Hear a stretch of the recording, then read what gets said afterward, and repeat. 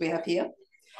The 1 o'clock panel is about youth education and the future of work towards intergenerational justice. And our moderator today is the Deakin Distinguished Professor and Chair in Science Education, Russel Tytler.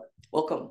Okay, thanks, Vicki, and welcome to this final session of today. That last two sessions actually have been really interesting and raised a lot of issues around the nature of the future of work and social organisation, ethics, and justice.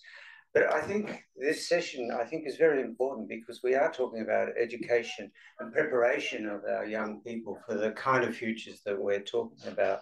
And I think in this session, there are a number of important issues that I hope we'll touch on, and I hope the questions at the end we'll touch on. What we're going to do is each speaker is going to present from up here for about a quarter of an hour.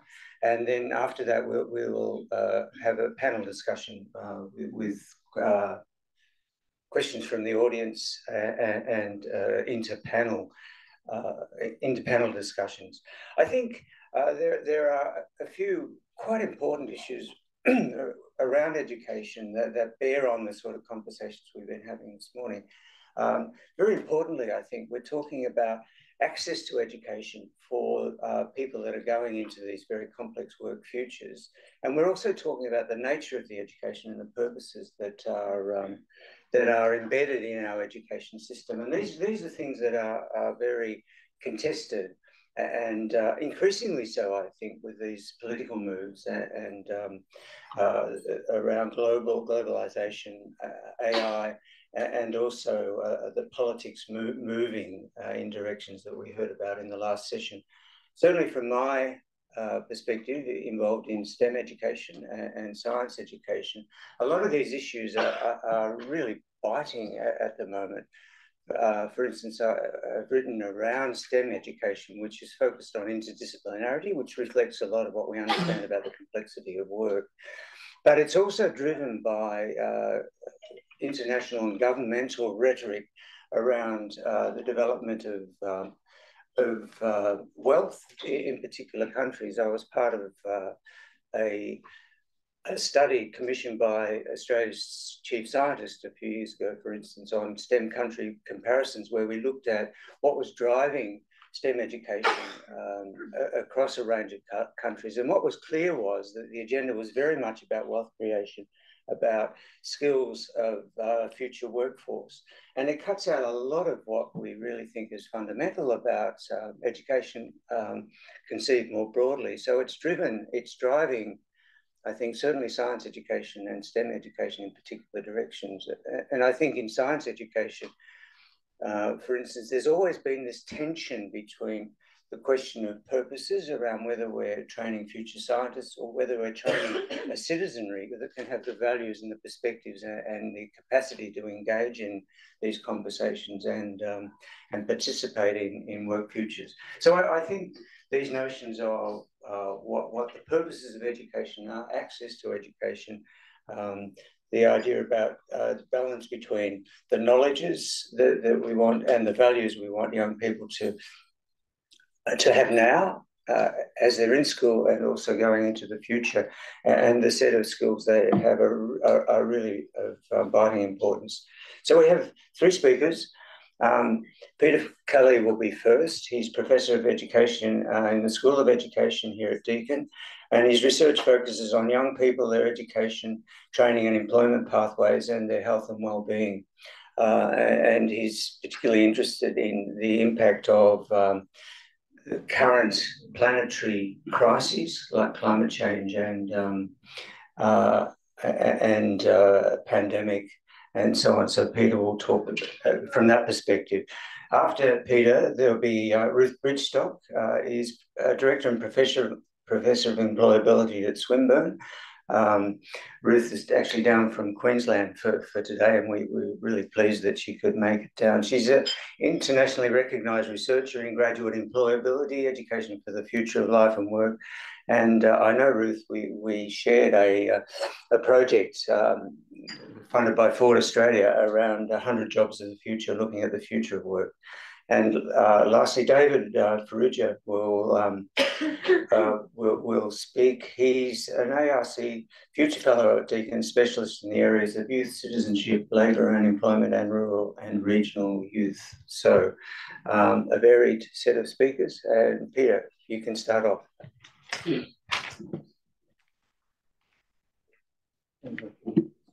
don't want that.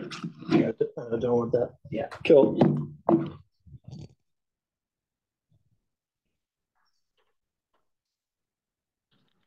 Okay, thank you. And it's interesting to follow on from that introduction and some of the things that were spoken about this morning. Before I start in talking about young people education and future work, rethinking aspiration in what I call global grammars of enterprise. I want to acknowledge the First Nations people who are the traditional owners of a country throughout Australia, and I celebrate their enduring connections to country, knowledge and stories. Today I want to talk a bit about the history of the problem of young people and the future of work. There is a history to this concern with this problem. I want to introduce the idea of global grammars of enterprises and the future of work, talk a little bit about young people's aspirations and the ways in which ideas of young people's aspirations are created in those global grammars of enterprise, and then finish up with an idea that we've been working with about the idea of future literacies and the ways in which aspiration can be understood as a particular orientation and or literacy in relation to the future. So this history of the problem. I want to start by suggesting, provocatively, that sociologies of young people have tended to focus on what might be called an eternal present, in which attention is directed to the contemporary character of problems such as young people and their education, training and employment pathways.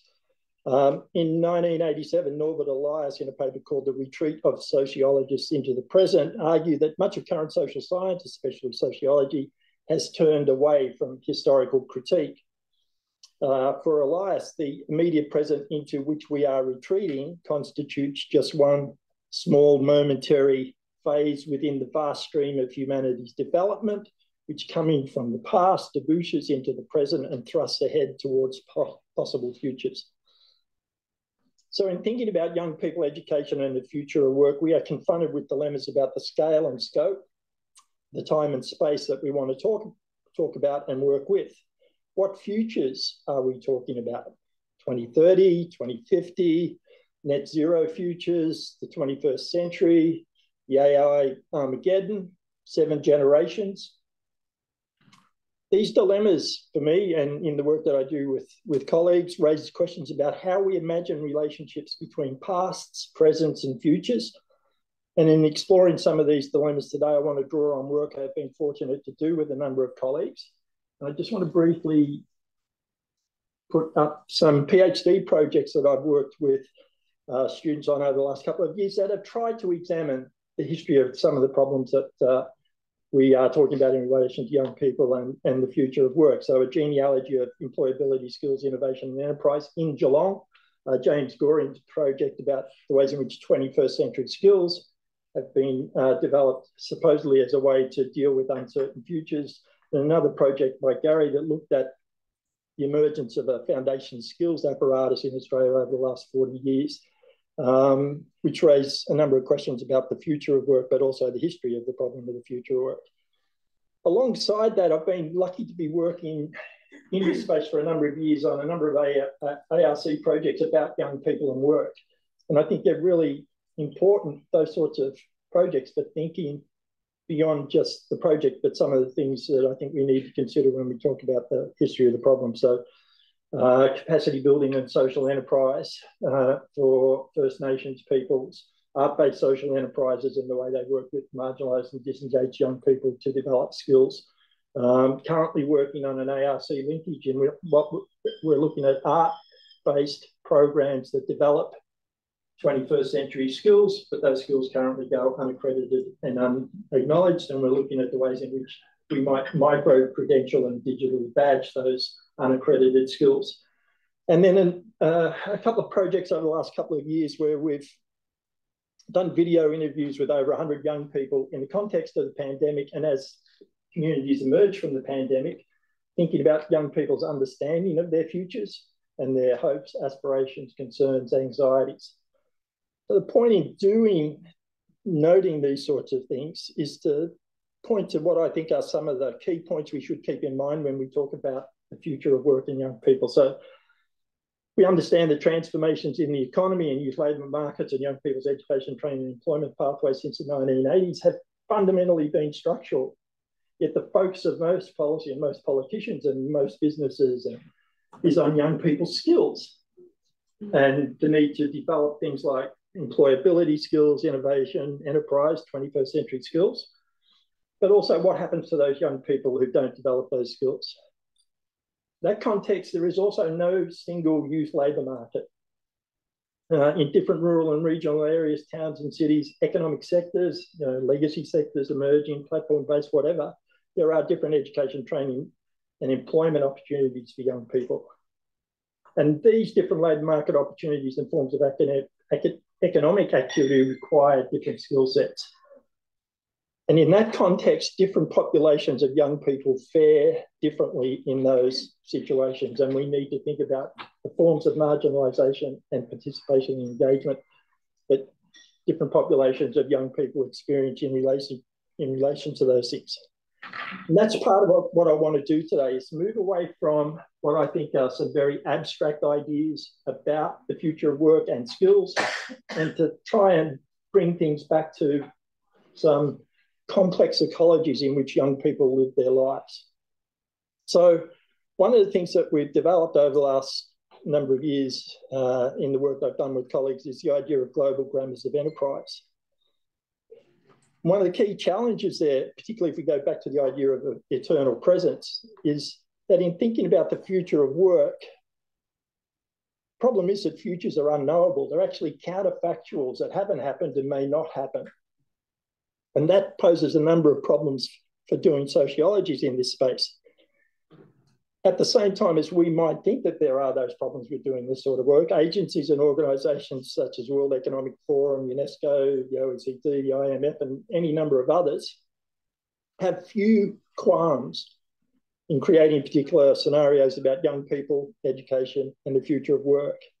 And they have significantly more impact and influence than sociologies do in relation to these things.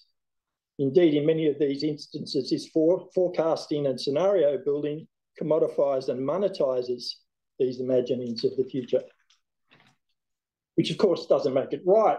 But sociologies, seemingly trapped in eternal presence, have ceded much of that ground to these particular interests and their versions of the future of work. And so we see such things as 21st century skills, ideas about fourth industrial revolution, industry 4.0, any number of things, foundation for a Young Australians New Work Order series from 2015 to 2020, for instance. So in this context, global, national and regional networks of public and private agencies have developed and deployed understandings of enterprise as a primary mechanism to respond to and seek to manage young people's orientations to these futures. In seeking to make these ideas problematic, we have developed the concept, global grammars of enterprise, a concept that enables us to identify and analyse the vocabularies and usage rules, the norms and regulations of this imperative for young people to be and become enterprising in order to secure their futures in the precarious labour markets that characterise neoliberal forms of capitalism. In a number of places, we have identified various elements of this vocabulary, but here today I want to talk about the ways in which aspiration and ideas of aspiration and of the need for young people to be more aspirational in relation to their education, training and pathways to the future of work. The point of entry here is a report from the OECD in 2020 titled Dream Jobs, Teenagers' Career Aspirations and the Future of Work. And this presents the findings from a survey of over 500,000 15-year-olds in 79 countries that was conducted alongside the 2018 PISA exercise. In this survey, young people were asked, quote, the occupation in which they expect to be working at the age of 30 and their plans for further education after leaving secondary school. In dream jobs, the present and future are described in terms such as the age of acceleration, the fourth industrial revolution. In these spaces, the OECD suggests that young people continue to struggle in the job market and governments continue to worry about the mismatch between what societies and economies demand and education systems supply. And that was a quote. An introduction to the report suggests that young people's potential to do well in these futures, and again a quote, may be compromised by confusion about how education and qualifications are related to jobs and careers. Across OECD countries, 1 young person in 5 is negatively misaligned, their term. This negative misalignment is an indicator that the level of education and qualification to which young people aspire is lower than that typically required of their occupational goal. And I continue the quote. Again, PISA 2018 shows that it's young people from the most disadvantaged backgrounds who are more likely to show signs of such confusion. 5 minutes, damn. As we have analysed this construction of an apparent lack of aspiration by young people from the most disadvantaged backgrounds, we have referenced Foucault's work on the practices of the entrepreneurial self and Arjun Appadurai's concept of the capacity to aspire, to locate and critique this way of imagining aspiration in global grammars of enterprise. From where we have told those young people's stories in those 2 projects where we did video interviews, these appear as profoundly limited understandings of what it is to be young and to be confronted, even confounded, by what my future holds. More so as the ways in which organisations such as the OECD construct the future of work and young people's aspirational orientations to these futures are removed from the particularities of places, even as these places are entangled with more global forces. Many of the young people we have spoken to during the last 4 years do indeed imagine themselves as subjects of these global grammars of enterprise. They talk about needing to upskill, to work harder and think about their future livelihoods. Yet they also feel and talk about the entanglements of their past, present, futures in terms of uncertainty, anxiety, ambivalence, hope, distrust, even anger, not just in terms of what they think they want to do, the job they want to be in by the time they're 30, but often in relation to the climate crisis, social injustice, and the futures that they imagine they are going to inherit and inhabit. So I want to finish up with this concept of futures literacies that we've been working with in a number of these papers. Kerry Facer and Arathi Sriprakash critique the codification of what they call a capitalised futures literacy that has been useful in thinking about the ways in which a document such as Dream Jobs imagines the future and what young people should aspire to. In Dream Jobs and in wider global grammars of enterprise, young people's aspiration as a manifestation of a form of futures literacy is reduced to a technical, even 21st century skill that needs to be developed within a formalised and abstracted understanding of the future. In this context, they suggest that there is an urgent democratic and educational imperative to understand, disrupt and reframe dominant contemporary uses and misuses of the future in the present. Their purpose is to argue for what they call the provincialisation of this futures literacy, a process that would position institutional abstractions of the future and how we should imagine them as part of a broader movement of educational and social struggles over the future that seek to creatively surface and grapple with the always contingent relations of power through which ideas of the future are brought into the present.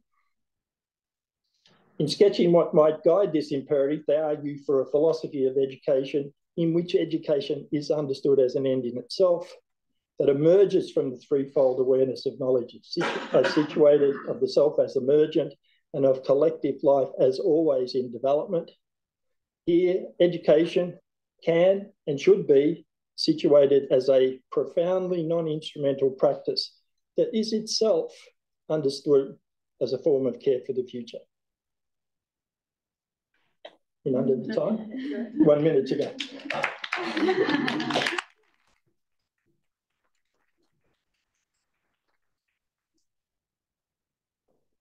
Is Ruth Bridgstock? Do you want to have Ruth getting that up? Possibly. Which one? That one. That one? Yeah.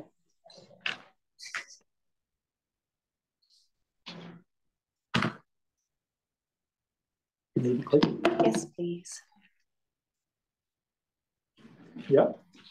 I just close that. Sorry. Is this Yeah. Sorry, just keeps doing this now. It's very expensive. University doesn't have the subscription. Yours. It's every university ever, I think.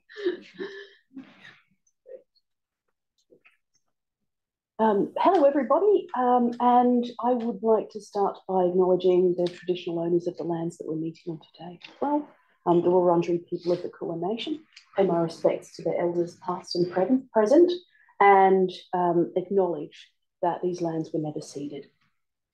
I'm going to, I think, use a lot of the ideas that Peter was just talking about and talk about them in a much more practical and almost like an educator at the coalface kind of perspective.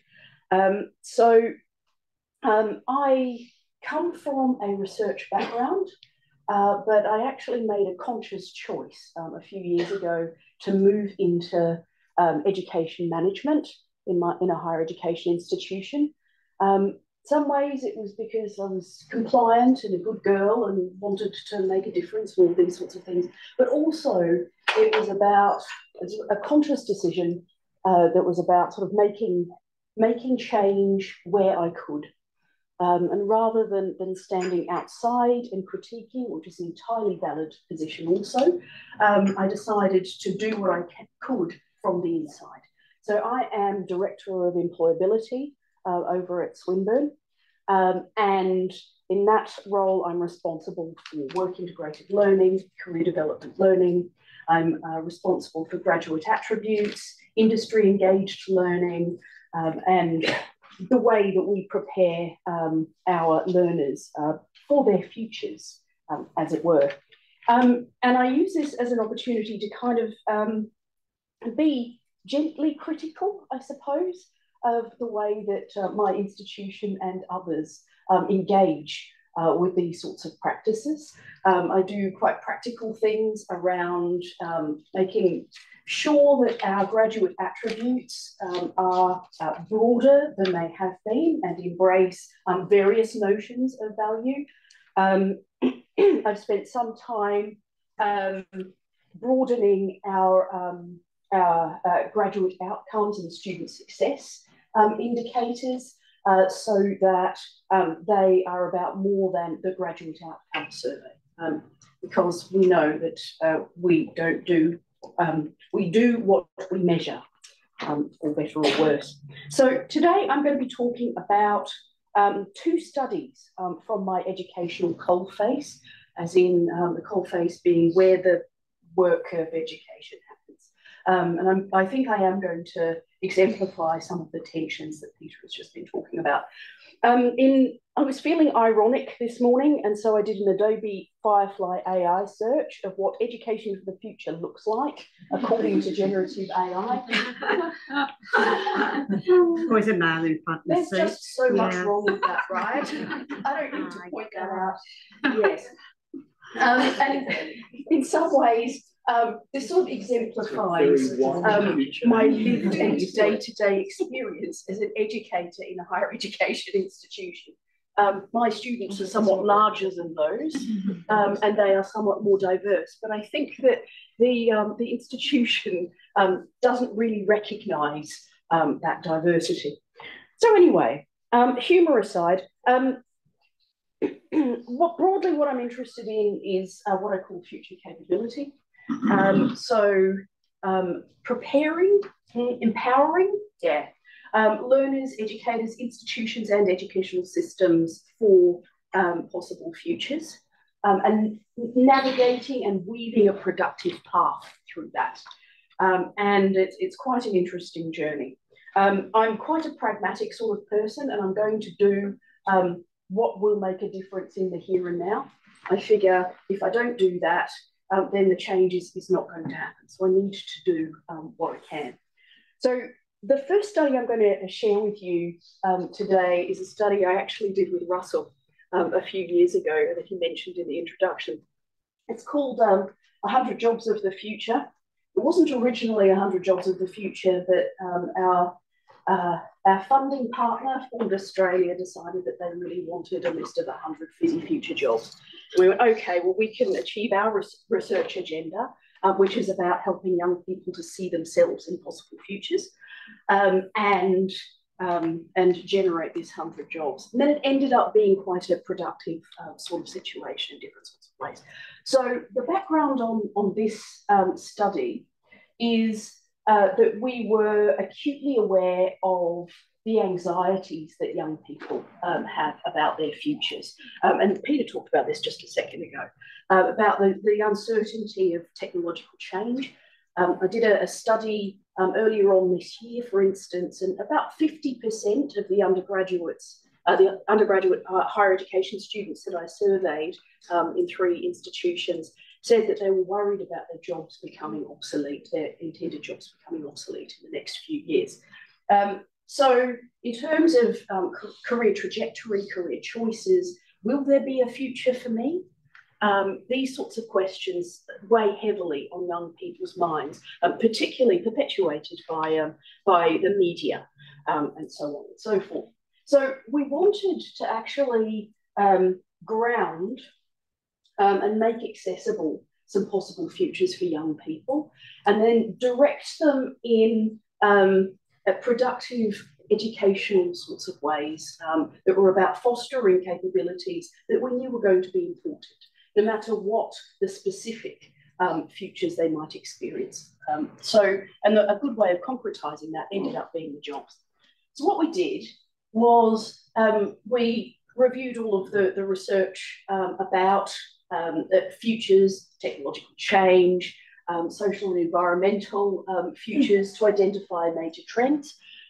We identified key domains and key research areas where there were edges of practice that were moving quite fast, so cutting edge technologies and so on. And we interviewed 11 experts about what they thought the future of their domains might be, understanding, of course, that nobody has a 2020 crystal ball, but looking at the kinds of trends and influences and looking at the kinds of capabilities, skills, and possible roles that might exist in the future.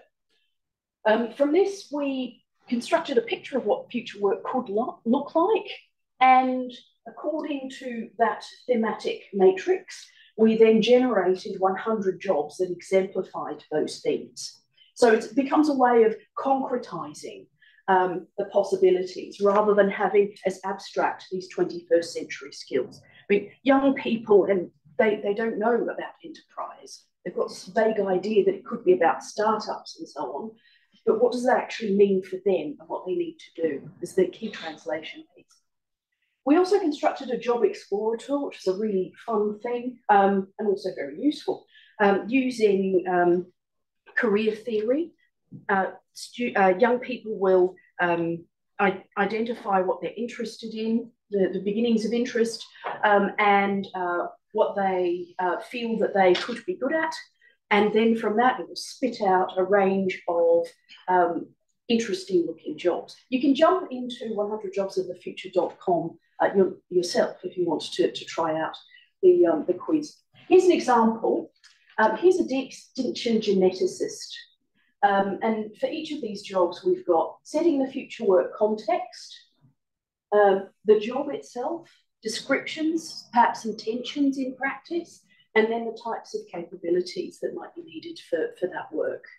And it's sort of embedding key themes that are actually in some ways sort of critical of current ways of engaging with this kind of activity. So I'm not going to read that. I think you've probably all read that by this point. Yeah. Okay. There's another one, Chief Ethics Officer.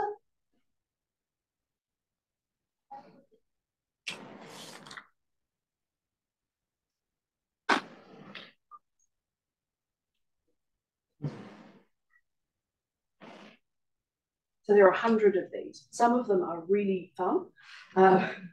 And some of them have come to pass, sometimes not by those job titles, but even now, whenever Russell and I and Peter get together, we would have conversations where we say, hey, you know, that job role now exists. Hey, who would have thought it? So it's quite exciting. So research themes in the 100 jobs of the future. The key thing is a much greater emphasis on multiple bottom lines in job roles than today. We didn't particularly select the experts in the fields for particular values or particular interests, but it came out anyway. It was social change, community, health and well-being, cultural engagement, environmental sustainability, addressing climate change, and also an extent of profit and economic development through innovation.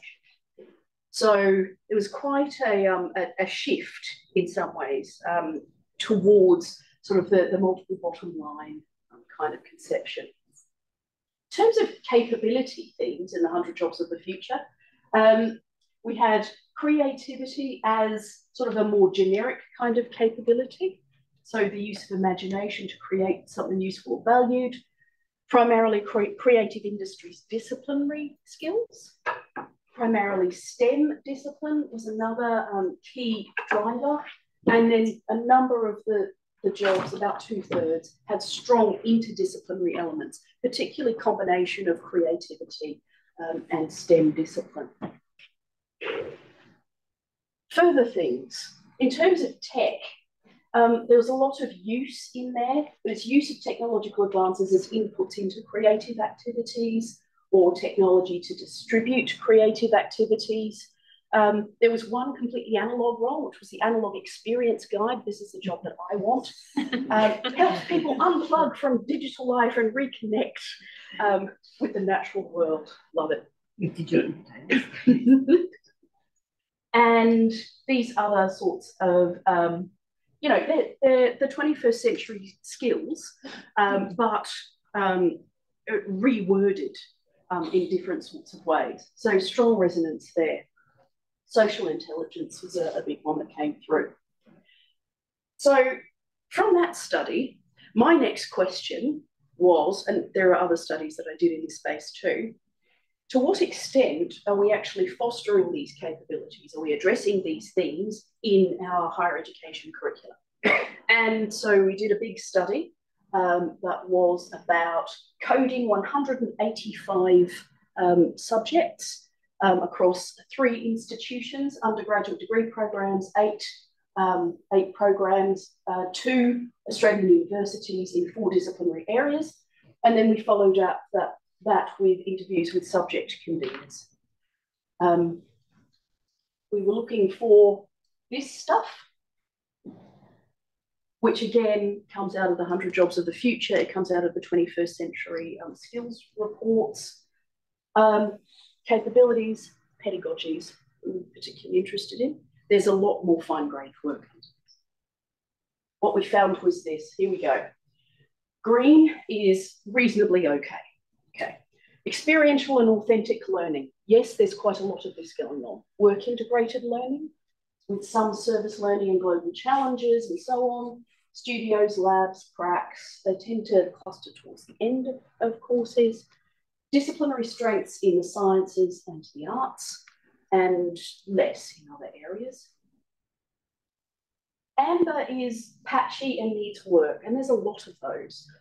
Social change and environmental sustainability seems to be championed by individual educators still, or it becomes part of a school's brand, which is interesting.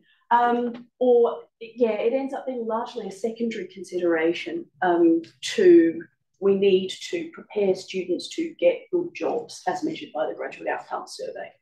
And this sentiment is actually echoed quite often by the students themselves, who are saying, look, I'm worried about my future. I need to get a good job. I can't pay my rent otherwise. What are you going to do to help me? Innovation and entrepreneurship, often thought of as startup, but it's much more than that, needs to start earlier in courses. Career and life self-management is a big gap. Focus on short-term job acquisition and employment after a degree rather than whole-of-life capabilities. Interdisciplinary learning relies on students to make connections by and large, and there's a few exceptions there.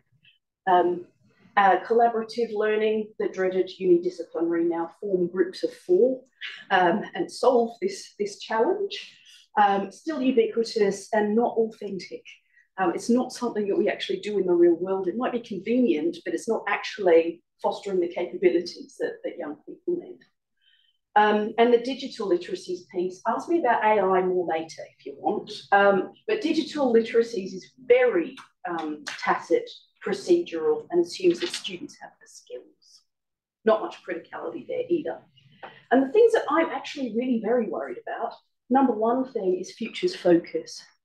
So going to these ideas of futures literacy amongst young people and amongst our students, and this idea that we're moving beyond learning for now and short-term industry-specific needs. We need to be, it's pretty clear, looking much more forward and out in terms of outcomes and kinds of value that young people can add. And learning through wider connections. So we tend to curate and limit the curricular and pedagogic experiences of our students. Learning through wider connections is things like interest groups. It's about informal learning. It's about making new sorts of interest connections, hobbies, recognising the value of work that you're already doing up to your life. This sort of learning through wider connections is largely incidental to the formal placements, internships, work-integrated learning sorts of pieces. And higher education is sort of devaluing those informal social types of things. So this would be my overarching picture of where we're at the moment based on 3 institutions. And I'm doing what I can, and many of our other educators are as well. But I would suggest that if we want to really embrace the futures that we know are possible, and we want to prepare students for those, and also our educators and our educational institutions, we need more transformative change than I'm able to enact inside an institution or with colleagues. So I don't know what that looks like, and I'd be keen to join with others to find out. That's it from me.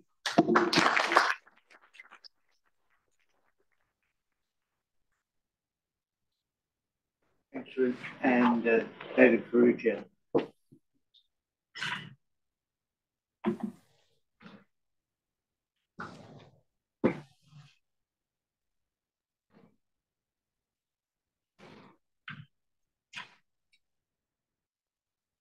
Oh.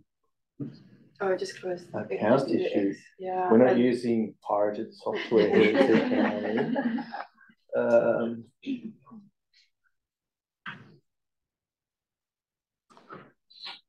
Hello, everybody. So I am going to actually also time myself a bit because I very much related to Peter going, oh no, when told there was 5 minutes left. So, all right. So basically, what I want to do today is talk a little bit about a couple of things that are missing from the conversation about young people and the future of work. First, I think looking at basically one of the things that I think we could focus on a little bit more today is the political economy of contemporary work and how that's changing into the future, and the relationship between value relations and everyday life, and how that is reshaping the experience of youth. And then also look a little bit at the politics of work and try to situate young people as active political actors in relation to the politics of work. And the reason that I think these are important is because basically when it comes to youth, the future of work is typically discussed in terms of preparing young people to get jobs. Now, of course, it's good to have a job, and I'm not arguing that it's bad to be employed and that young people should be employed. Obviously, being employed is you have a better life than if you're unemployed. But I think we can potentially do more than this. So the discourse is effectively that we need to help young people to get jobs because of technological change, because of an increased need for entrepreneurialism at the level of young people's subjectivities in terms of how they engage with the labour market, but also really just in terms of how they engage with life in general. And this is kind of what Peter's been touching on, the emergence of this discourse of 21st century skills. As part of this, we are also seeing the contestation of educational credentials. If you go to the World Economic Forum website or you read a lot of this kind of work, there is a contestation of the value of formal education and the idea that a degree is kind of dead in the water when you get it because life is moving so quickly that these kind, organizations like universities struggle to keep up. We're seeing increasing diversity in the nature of educational qualifications and increasing emphasis on creating flexible workers who can carry out critical thinking, whatever that is ended up being constructed to be, engage in lifelong learning and adapt fluidly to the needs of the labour market. So basically, I think debates about education and the future of work are too often focused on the demands that employers will make on workers. And the assumption is that the key challenge lies in preparing young people to competently respond to these demands. And the concern here then is to equip them with qualifications, skills, and personal dispositions, almost modes of personality, to make them competitive on the labour market, imagined as a set of demands made by employers. Far less is actually being said about the nature of work itself, the social and political relations that organise employment and labour, and the role of education in bringing about particular imagined futures of work by contributing to the construction of a particular kind of worker and by shaping the relationship between work and identity in a more kind of general sense. And in order to understand that and to think, more critically about that, we need to, I think, start to think about the transformations in the relationship between labour, employment, and value in contemporary capitalism. So, the conventional story is that value is produced in employment. You get a job, you create value. Obviously, we all know a little bit of Marx, so your employer sort of steals a bit of that value from you for themselves, but, whatever, that's life. You get a wage, that's the value relation, okay? So we are seeing a disarticulation of these relationships in contemporary capitalism. First of all, we are seeing an increasingly precarious labour market generally. This is often described as a really contemporary situation, but actually the history of capitalism shows that it is the post-war Fordist welfare state that is the exception, and that precarious gig work is actually the norm, really, more than anything else.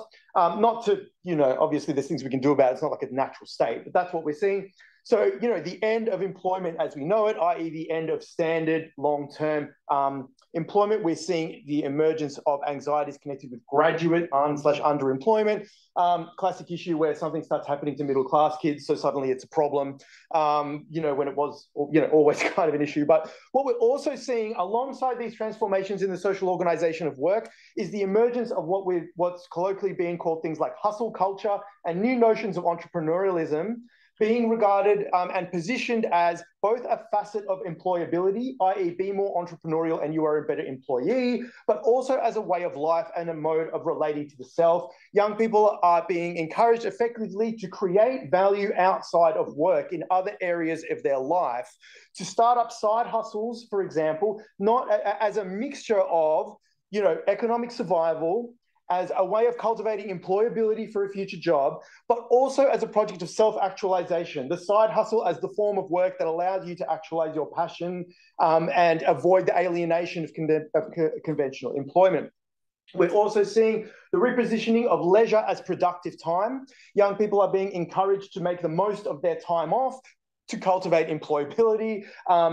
There's work that shows, for example, young people even doing things like driving for Uber in their spare time, even if they live with their parents, because they feel under pressure to be productive all the time. So what we're basically seeing here is the emergence of labour as in a practice that produces value in one way or another outside of employment. And we're seeing terms like plabour emerge in the literature to describe activities that don't necessarily quite fit into conventional distinctions between work and leisure, but that nevertheless create value. maybe that are unremunerated or at least very poorly remunerated. At the same time, we're seeing an increasingly wide variety of practices and dispositions being constructed as skills.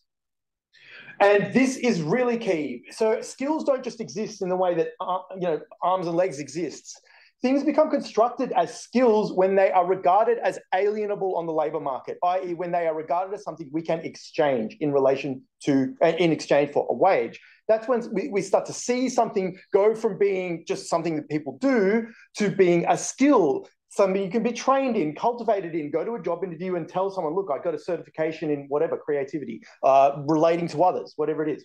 So this is taking place in the context of a challenge to the legitimacy of established educational institutions, which I kind of touched on earlier. This is a really important shift, which I think is really poorly understood. In this context, young people are being encouraged to position themselves as learners in environments beyond formal educational settings in order to demonstrate that they possess attributes like creativity, entrepreneurialism, and passion. And they're called upon to show how these things make them productive workers, including when they go to work.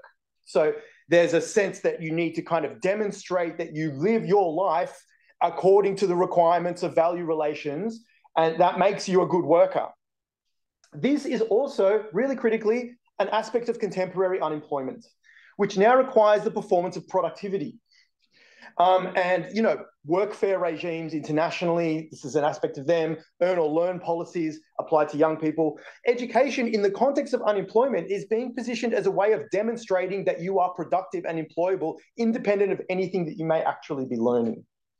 So what's happening? Labour and productivity aren't limited to employment. Employability isn't limited to education. Education's relationship between productivity and employability, a bit of a weird sentence, apologies for that, is transforming in a whole series of ways. So I think we need to question the way that the social construction of skills is taking place in relation to narratives of technologically driven transformation. And we need to question the increasingly expansive demands that are made on young people in their preparation for work. It's almost like there is no aspect of life that isn't somehow supposed to be cultivated into something that is productive. So I think it's worth asking what we can do, as well as, but beyond, providing more up-to-date skills and credentials. I think we should think about how we can prepare young people not just for a realm of technical competence, but rather prepare them to recognize and negotiate the politics of work as it is enacted in these kinds of transformations. And so what would that mean? Well, to change pace slightly, I am currently doing a project which is basically trying to look at the everyday dynamics of young people's role in the process in relation to concepts of citizenship and politics. And this, I think, is important because right now there is a separation between concepts of citizenship education, and the world of work. In critical studies in education, we tend to be very suspicious of the idea of preparing people for the labour market, right? And this is usually for good reasons, because the critique of the reduction of education to a purely vocational enterprise is a critique of precisely the kinds of agendas that I've been kind of talking about. But what it means is that too often we talk about work as though it's not a sphere, at least potentially, of democratic engagement. And this contributes to the taken for grantedness of existing and emerging social and political relations in the realm of employment. So, we kind of take for granted, as many young people do actually, that work kind of sucks. It's an instrumental process. It's about exploitation. And we look for democracy. Thank you. We look for democracy elsewhere. We look for citizenship elsewhere. And we've sort of abandoned work to a certain degree. And so what I'm kind of trying to do is to rethink what a young worker citizen might look like in terms of the contemporary politics of work. And I'm doing that. Another thing to mention, however, is that young people are nevertheless often recognized as really politically active, and in some respects paradigmatic of contemporary citizenship in certain facets. They are encouraged to cultivate cosmopolitanism and worldliness as an ethical disposition that will help us to solve problems like climate change and global inequality, and also as a facet of employability to show that their employers how worldly they are and that is, an attribute of a kind of desired post-Fordist worker. Activism on war and the climate is recognised as a great aspect of contemporary youth citizenship. Young people are recognised as sexual citizens, consumer citizens, and there's a popular association of youth with progressive politics. We are seeing in the field of citizenship studies an emphasis on everyday life politics, politics as enacted in intimate daily life. So young people are recognised as politically active in almost every other aspect of life. There's almost nothing that young people do now that isn't recognised as some mode of citizenship or political participation, except for work. And obviously, as an obligation, an ongoing obligation of, almost everybody, work is probably, pretty important there. So what I'm doing at the moment is I'm looking at what I'm sort of trying to conceptualize as an informal politics of work based on young people's everyday normative expectations and the relationships they build with one another whilst working. Now, this is a project that is looking at industries that aren't being AI'd out of existence, because it's looking at interactive service work, the kind of poorly paid jobs that young people normatively do when they are at school or studying or whatever, which they anticipate eventually leaving. Industries like retail, hospitality, the call center industry, which rely on an overwhelmingly young workforce, and kind of looking at what the everyday politics of this looks like in terms of youth citizenship. Basically what I'm finding in a very kind of overview sense is that young people do at work form bonds with one another that are based on ethical obligations towards their co-workers and to their employers. Young people approach work not as a purely technical realm, but as a kind of realm of ethical and political obligation. So, for example, they support one another in an everyday sense. When, they're working in a shop and a customer is screaming at one of them, they will step in and help their co-worker and say, hey, whatever, do some kind of interaction to make this customer who's screaming, go away. They will stand up for one another when their employers, in certain situations, when their employers are treating their co-workers poorly. They will also do things like, because they don't want to let their co-workers down, they will turn up to shifts that they would rather not work. They will work without breaks, and they will work if they are sick, because they know they will let their co-workers down if they don't turn up. So these are ethical obligations that are forged in the context of the labour process that young workers employ to make work more manageable for one another, but they can also facilitate exploitation, because, of course, if you turn up to work when you don't want to, it means your employer doesn't have to find and train more staff. Young people are also resistant to the overwhelming and total commodification of their working lives. They are resistant to the way that employers make claims on their time, even if in very small ways. They are annoyed about just-in-time shift allocations. They are annoyed about employers that are reluctant to give time off because they recognise that they have a moral right to time off work. They are annoyed at the expectation that they will work hours beyond what they are allocated at the drop of a hat. This is not always successful, but in general, they recognise that there is a distinction between the work and the rest of their life, that work can be more or less fair, and they will operate in relation to those kinds of ethical ideas and protect that distinction. Work is also a realm in which people do a kind of everyday cosmopolitanism or everyday multiculturalism. Young people build in diverse workforces, experience processes of racialized minoritization. Work is a realm in which they suddenly encounter their positioning as a racialized minority in very critical ways, depending on the kind of settler colonial politics of Australia and multiculturalism. Work is a realm where young people, 25 seconds, in fact, remaining, no problem. Everyday multiculturalism, building relationships across social class backgrounds. Work is a realm in which young people are made aware of social inequalities, experience and contest racism, and are active in trying to shape their own working conditions, even in small, precarious and highly circumcised ways. In other words, young people already know that work is not simply a realm of technical competence, but an arena in which they encounter, recognize, and make sense of power relationships through modes of everyday relationality. So what I want to suggest is that rather than aiming to position young people as bearers of skills, we could do more to recognize the practices of political agency that they are already demonstrating while working precarious service jobs. And that in preparing for the future of work, it's not enough to critique skills agendas as anti-democratic, but we should be positioning work as an arena of democratic contestation. And we should be educating young people to recognize how they are positioned as workers, how social inequalities shape the labour force, and how the power relationships of work shape everyday life. Thank you. That's all.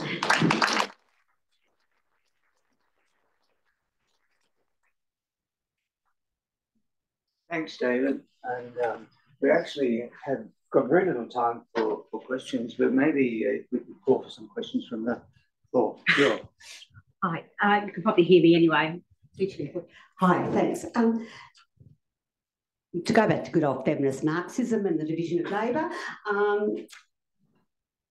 what we know from the work I've done on graduate employability, that no matter what universities do about trying to make us more employable, I hate that term, it's all about what happens in the labour market, which is the point you're making. And our studies have shown across multiple countries that the points you were making around what it is that employers are looking for, we know that they look at the technical competence of the certificate that says, well, you're technically competent, and they look at the so-called 21st skills. Then they look at all of the additional informal stuff that those people have done in terms of volunteering, travel, to make them a whole person, that they like their character. Then on top of that, the final decision in every country with pretty much every employer was best fit. And the best fit was often an excuse for racism, sexism, anti-disability. So, I mean, my question here is, we have gendered, racialised workplaces, and constantly we are expected to produce these employable people, and yet we know that it is about what's happening in the labour market. So could you address that question from any of your perspectives? No one wants to. I'll give you one anyway. Let me think. What's the question? Oh, it's a statement, really. I always make a statement first, but turn it into a question now. All right. So what would you say from your three perspectives from that? Yes. Okay. Anyone can. I've got a few reflections on that. The first is, I just absolutely want to acknowledge right up front what you said about the fact that whatever education does to foster graduate capabilities or 21st century skills, it's not actually making a lot of difference to the objective outcomes. And that's because a lot of it's about the labour market and structural factors. And none of our discussions are, with respect to educational interventions, really head far enough into joining up those two parts of the equation. David started to do it just then, thank you. So that would be my first affirmation. My second thing is, I've got real lived experience of this right now as an educator and as an educational leader, and I am grappling with it. So I'm doing research and also practice in the space of international students, students from regional, rural and remote areas, First Nations students, trying to get work integrated learning internships and placements, and looking at their applications. They are absolutely on a par with anybody else's. We know that they're doing well in the interviews, and yet they're not landing the roles. And so now I've got this piece where practically we're finding employers who are engaged in inclusive practices say that they are, then have champions in the workspace, those who have experience of working productively and meaningfully with students from diverse backgrounds, and we channel our students into those opportunities. But it's not fixing the fundamental issues. I mean, it's really it's a band-aid, because I want the best outcomes for my students. And I don't know what the structural answer is. But yeah. Okay, well, I am a Marxist. Yeah. Okay, so anyway, and I think that's okay. But anyway, putting that to one side, My name's David, and I'm a Marxist. David, I'm in confession. That's right. What basically one of the things I tried to kind of intimate just then is that education is so often positioned as something that needs to respond to the needs of the labour market, and it's an institution that always needs to be looking at, okay, what do employers want? Let's make sure we can give it to them. But I think that We need to actually see education, you know, as something that is active in bringing about particular futures of work. And that the way that schools and universities respond to things like 21st century skills agendas also creates a particular politics of work and a particular political positioning of workers. So I suppose the first thing to do is kind of recognise that and recognise the active, if contingent, relationship between what an educational experience and qualification means and the demands of the labour market. Mm-hmm. But I also, one of the reasons that I don't like doing media is because I'm always asked this question, oh, well, how can we solve then all of these problems? I don't know. I mean, this is capitalism. We can't really actually solve them. I mean, how do we, let's get rid of race and, I mean, I don't know. I don't know the answer to that. But we definitely need to be more critical about the idea of skills and as workers, as bearers of technical competence. And we need to, I think, encourage them to recognise the power relationships of their own positioning in the labour market, and even just for their own sake. And not blame universities and the work and the students or graduates for failing to be employable. Right, 100%. Yeah. Right. My name is Peter, and possibly was. I'm not sure now. Anyway, yeah, I think that one of the things that we're talking about, for instance, in Linkage Project on youth-based arts organisations, the skills, problematic term that they develop in their art practices that currently go unacknowledged, is to try to think about something Jill used to talk about, the social life of skills. So abstracted ideas about creativity, leadership, critical thinking, actually have a social life. You know, they look different in engineering to what they look like in arts-based practice. And what we get at the level of universities, at the level of World Economic Forum, is this abstract idea of creativity or leadership or critical thinking or civic literacy or whatever.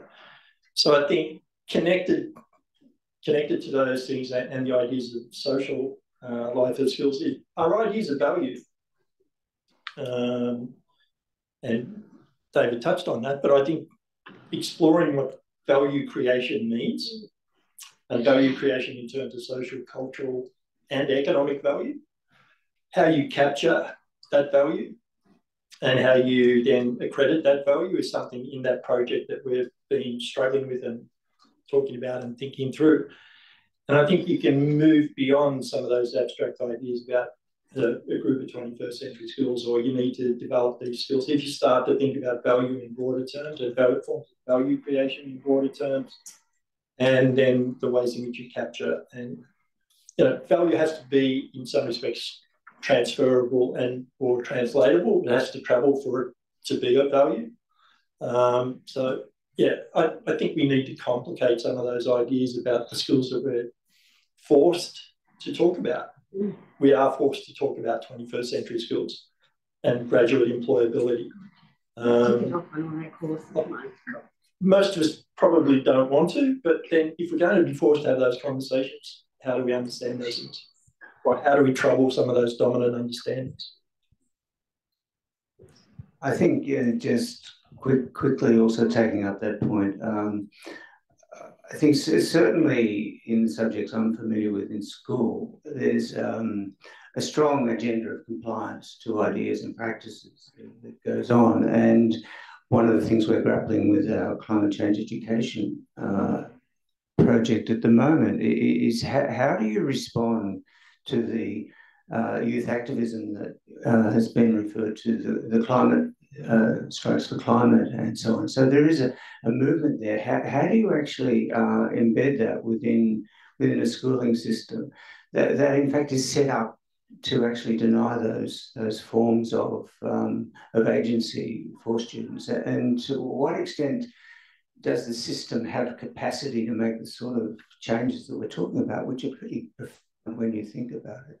So I guess my feeling is that it's going to be an iterative process, but it's going to be a really important one to make, as both work futures are complexified and also political and social relations in a wider setting. Maybe got time for one more question, or I was going to say something in response, if I could, very quickly. And this is something that, in fact, Jill interjected when you were speaking, was I'm just looking at the arena for where this change is going to be. Because all of us are saying, well, this is problematic, and we're still thinking how to make the change in our institutions. And I feel that actually, maybe it's not in our institutions, maybe it's in the workplace that the change needs to happen. So how do we actually do that? And how do we shift? And we all of us actually today have tended to think of, this preparation for work as happening in either schools or universities or places like that. But actually work occurs in the workplace as well. And that's also a place of learning. And I think we probably only very few people, I think, in academia actually engage in the workplace as an arena of learning and teaching. And maybe that's where it used to not be that before. Yeah, adult learning before. Yeah, and I think maybe that's where we missed a trick, I think, there.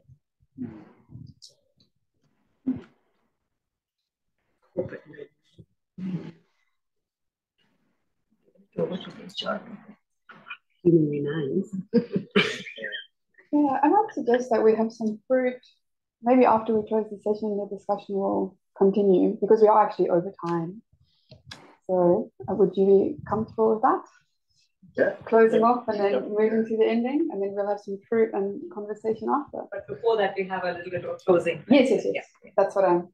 Yeah. Okay. I think that's our cue.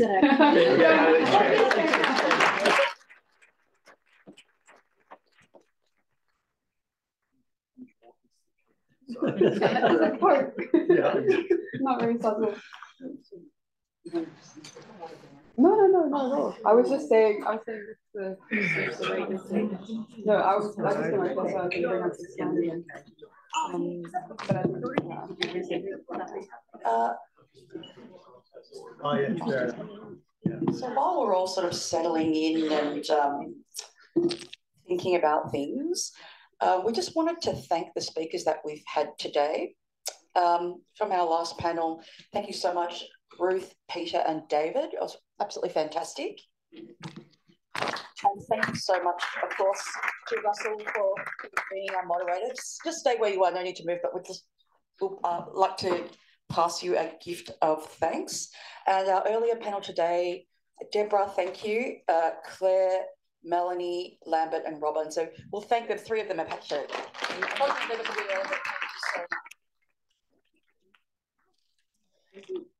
And I wanted to invite Emma. I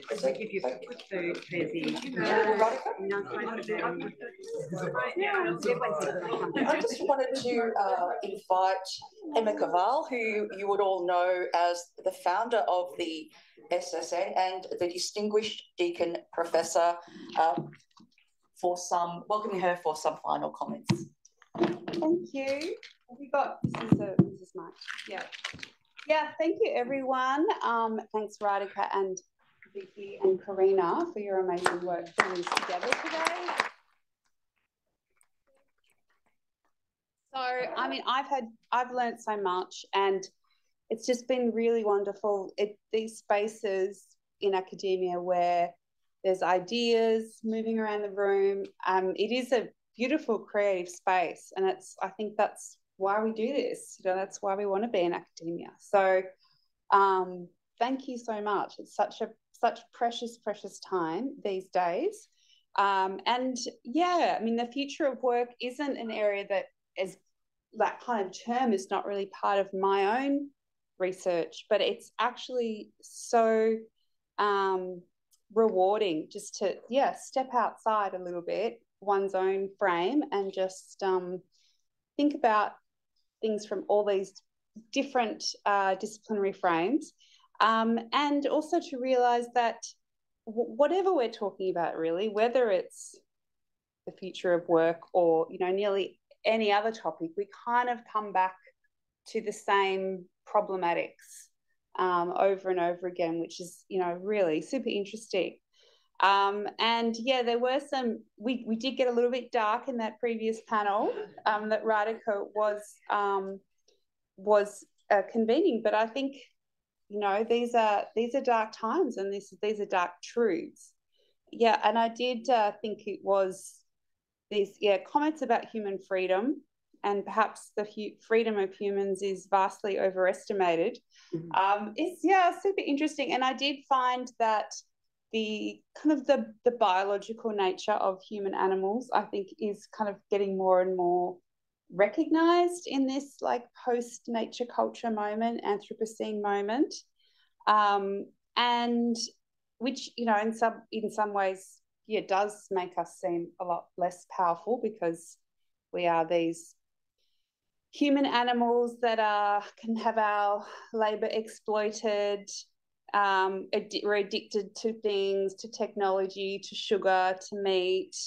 We go and colonise other countries and exploit their resources, and we have our attention exploited. That didn't come up hugely much today. The data economy, the attention economy, I think that didn't come up much. Yeah, so we could have a whole day. I mean, attention is super, super interesting. Yeah, the other thing that there were two people from the screen industry, and they were saying one of the things that they missed a discussion on was collaboration.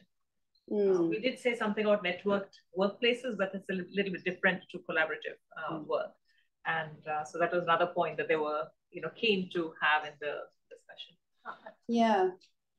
So I do think, this idea of us humans who are highly hackable, to get more labour, more attention, more of everything, and in turn that we dominate each other to extract more stuff.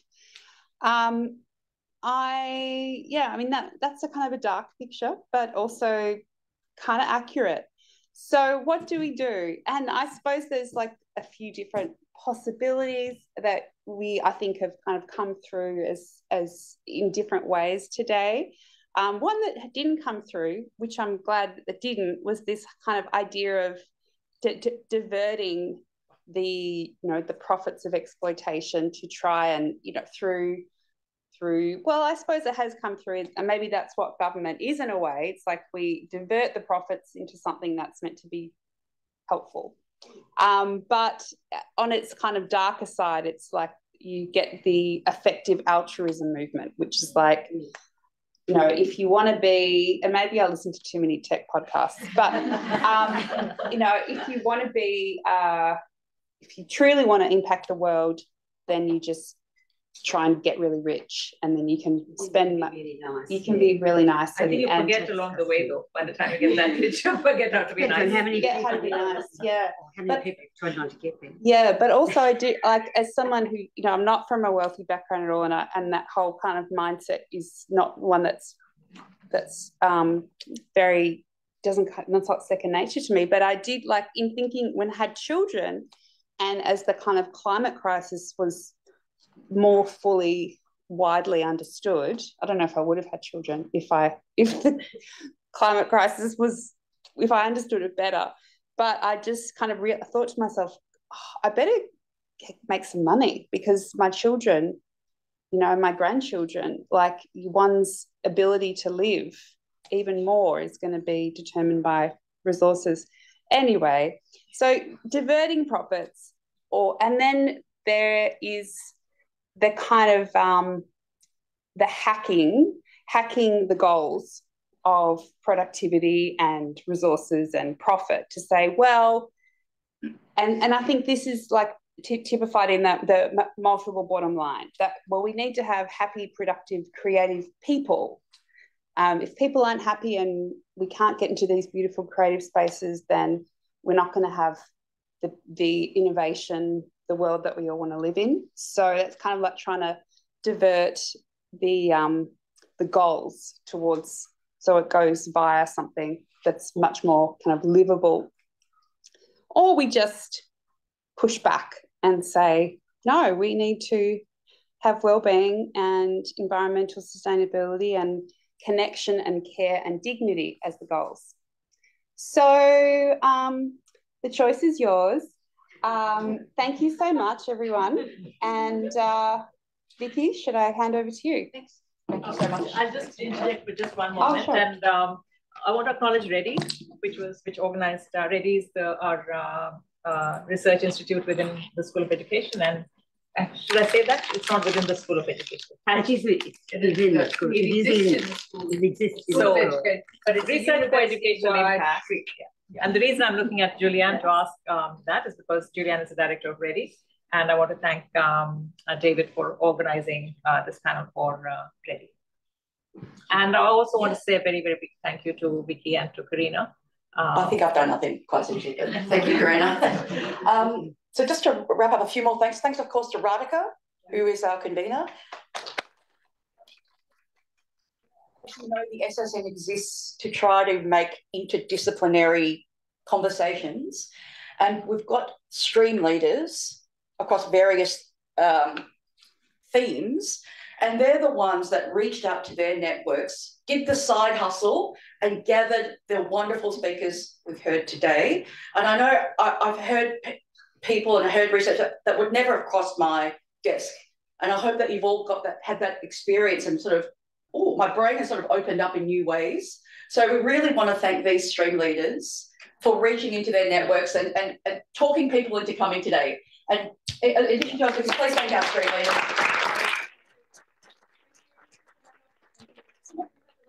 Thank you very much. And again, as Radhika says, thank you to REDI, CDIR, and to RMIT. Thank you very much, and safe journey home. Thanks, everyone.